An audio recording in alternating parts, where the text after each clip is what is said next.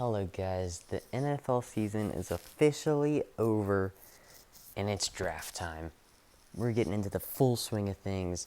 Senior Bowl's already come and went, but I think now is when the draft really kicks into pace. And that's what I'm moving towards. So today we got the first mock draft of mine, and I like it. I think it turned out pretty well. Starting off pick 1 with the Jacksonville Jaguars, I went Evan Neal, offensive tackle. Last year, you took Trevor Lawrence, and you gotta protect him. Had a rough year this year, and a better offensive line would definitely help him out. Evan Neal, personally, I've got him at tackle 1. Some people have Akim Ekwonu. Some people have Charles Cross. Matter of opinion, but as long as this pick is best tackle available, it could be edge, and Aiden Hutchinson, Kayvon Thibodeaux, either one of those guys is definitely could go here. But for me, I'm in the mindset of you got to protect your investment. Number 2, Lions. I think this pick's just best player available. For me, best player in this draft is Aiden Hutchinson. A local guy from Michigan. I like it. I like this pick a lot. Kayvon Thibodeaux, number 3. So this pick is where it really started to get interesting for me. This is the pick where I had to think. I was thinking about Akim Ekwonu here. I thought real hard about that, actually. Ended up leaning Kayvon Thibodeaux just because this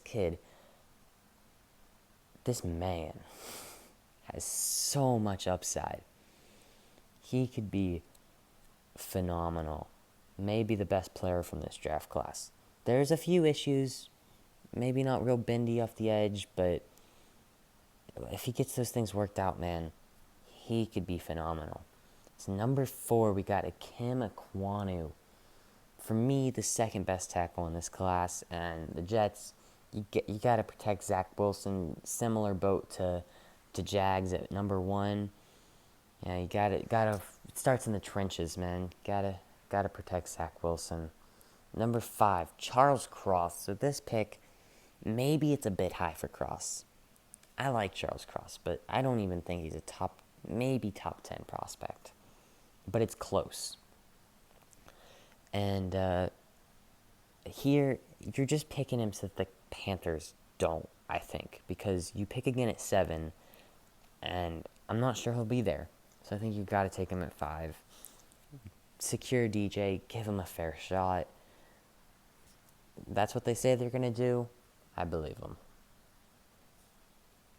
All right, next 5. 6th, Carolina Panthers, Malik Willis. For me, he's my QB1. And after the Senior Bowl, he cemented that. I think this could be somewhere where maybe someone trades up for him.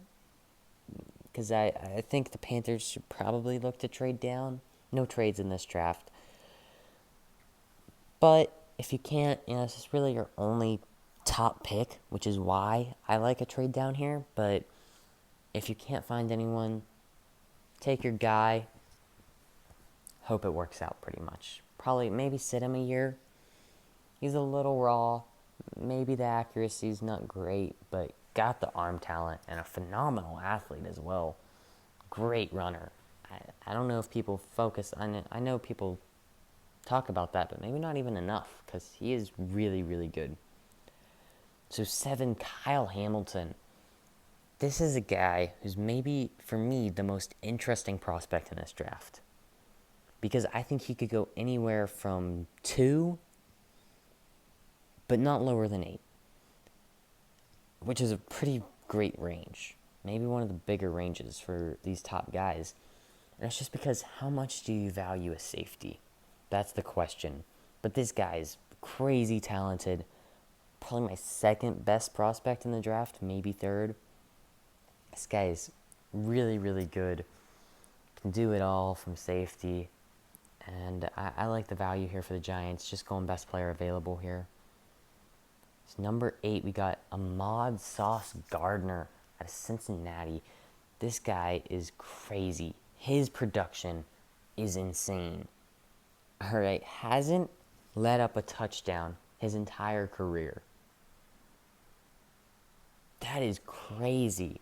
The production is there, and He's almost like the anti-Stingley, who the production hasn't been there, but you know he's got the tools to do it, right?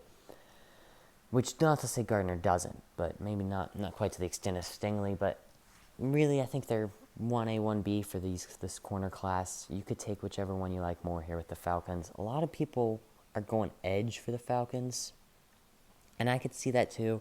I have my corners ranked higher at this range, so I went for a corner. Number 9, David Ojabo. So I know I just said I have my corners ranked higher, right? And yes, that's true, but David Ojabo has crazy upside. And I don't think that's what the Falcons are really looking for in an edge. I don't think they need a guy who's probably not going to be a real impact for probably more like 3 years. Whereas the Broncos, maybe they're looking for something like that. Maybe they don't find a quarterback. I know they're kind of just a quarterback away from being a real contender, but maybe they don't get a quarterback.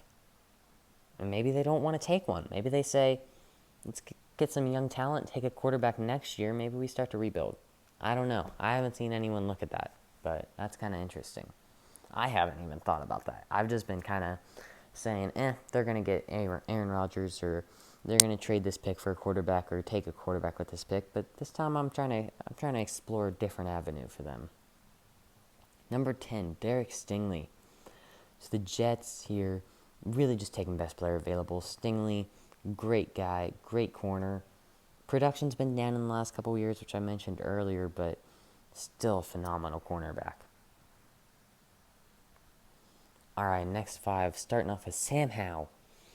So Washington, you got to take a quarterback here. I don't see any other way. I really don't. And Sam Howell, I think he's my QB2 right now, but I'm really waiting on one of these other guys to separate themselves from the pack. You know, Sam Howell, Desmond Ridder, Kenny Pickett, Matt Corral, all these guys kind of right in that same range. Any one of them could step up. So I'm kind of waiting to see who makes the leap to the next level and becomes my QB2. 12, we got Nakobe Dean. I think I went best player available here. I really like Nakobe Dean, linebacker out of Georgia. I'm pretty high on the guy, top 10 in my eyes, so I think it's just good value here. 13, so the Browns, I have them taking a wide receiver. Everyone has them taking a wide receiver. I've got them taking Treylon Burks. Absolute beast. I mean, he's been a big riser recently. I think really ever since Jameson Williams went down with that injury, a lot of people are like, let's kind of take a closer look at some of these other wide receivers, see if maybe they're passing him. And Treylon Burks, the more I watch him, the more I fall in love with him. Such a great player. Wide receiver 1 or 2 for me. 14, we got Jermaine Johnson. This guy's got one of the highest floors of any of the edges. Had a phenomenal Senior Bowl. We saw what he could do against really good level talent, really good talent there. And he put on a show. I mean, he put on a show. Didn't even have to play in the game. He played that good during the practices. 15, we'll go ahead and look at 16 too. Tyler Linderbaum to the Eagles. I really like this pick. I really like the value of this pick. I think Linderbaum is a top 10 prospect in this draft, and getting him at 15, and it's a position of need. Love that. Devin Lloyd. Absolutely love the fit of Devin Lloyd to the Eagles. I think he fits that system perfectly.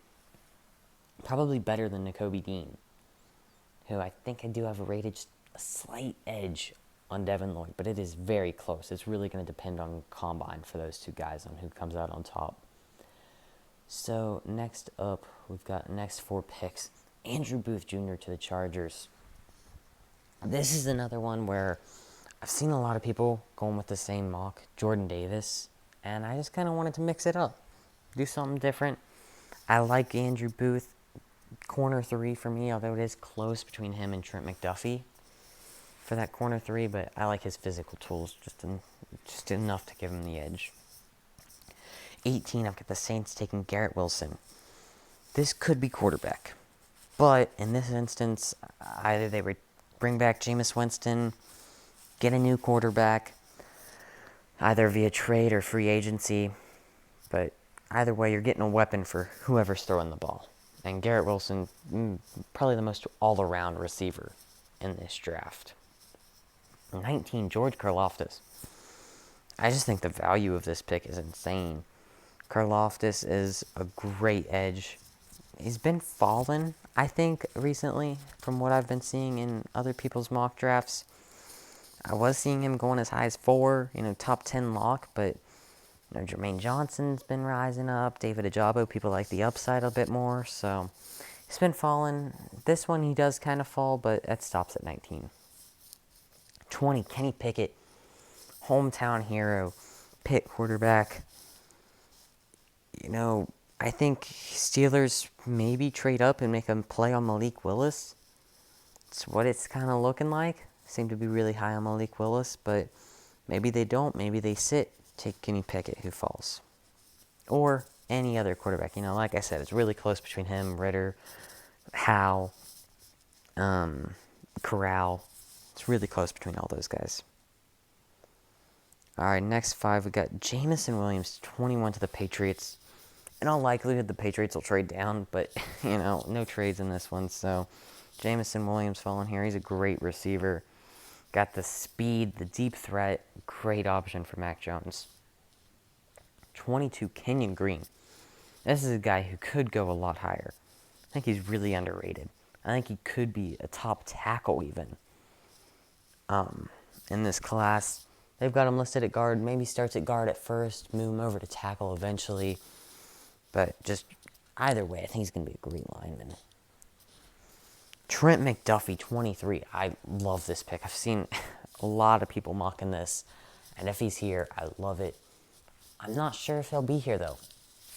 This corner class is pretty deep, which is why I had most of the teams above them passing on him. But I think for the Cardinals, you gotta address that corner room. It needs help. 24, the Cowboys taking Drake London. This guy is special.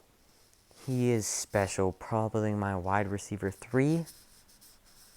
Just had the Patriots taking Williams. I like his play style a bit better for the Patriots. But London at 24 for the Cowboys. Love this pickup. Jordan Davis, 25 to the Buffalo Bills. So I've seen a lot of people mock this. Either here or the Chargers is where a lot of people are liking to mock him, or to the Raiders. He goes here at 25. I think it's good value. I think he is a really good prospect. I think he's going to test out like a beast. And I've seen some people having Devontae Wyatt above him, or even Travis Jones. I don't think that's the case. I do think he's interior defensive line number 1. And he gets taken here at 25. Next 5. Trevor Penning, 26 to the Titans.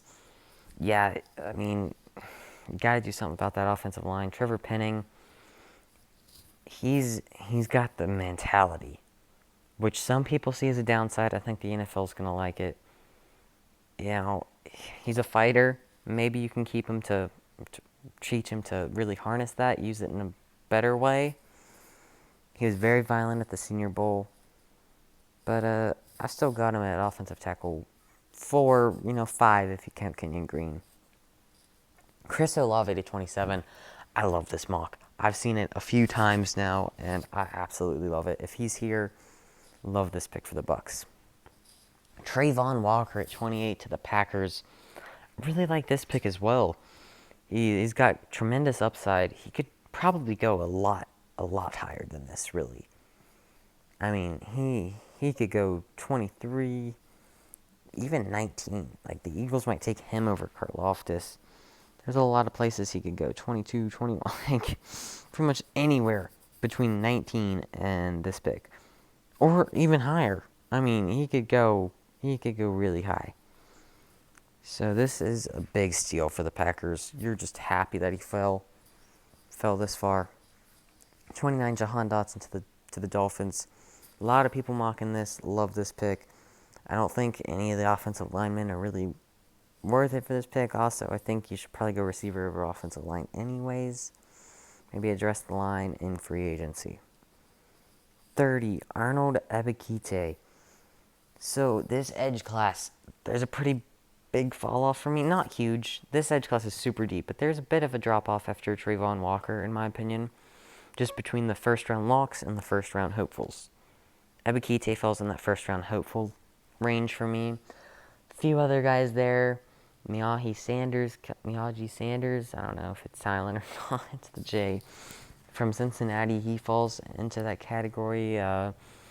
Maybe Drake Jackson. Uh, he could be there. There's a few other guys too that I'm just not thinking of right now. But, he's just kind of a stand-in for if any of those guys kind of separate themselves like Jermaine Johnson did. All right, 31, Zion Johnson. Yeah, the Bengals. That offensive line lost them the Super Bowl. If you have a better offensive line, you were already one drive away from winning the Super Bowl. Imagine if you had an offensive line. Even just an average offensive line. That game turns out differently. So Zion Johnson, you come out, you address it early. That's what the fans are going to want. That's what they're going to demand. That's what you get. 32, Matt Corral. This pick's interesting. I think if you're at 32 and there's a guy you like, I say take him. It's end of the first round. It's going to be decent value. Most important position on the field. Take a chance on a guy. All right, guys. That is all I have for this mock draft. Why don't you guys comment down below what you think, stuff you would have changed, guys you think I left off the board that maybe should have gone in the first round, anything like that. Tell me all your thoughts, comments below. Thank y'all for watching. Peace out.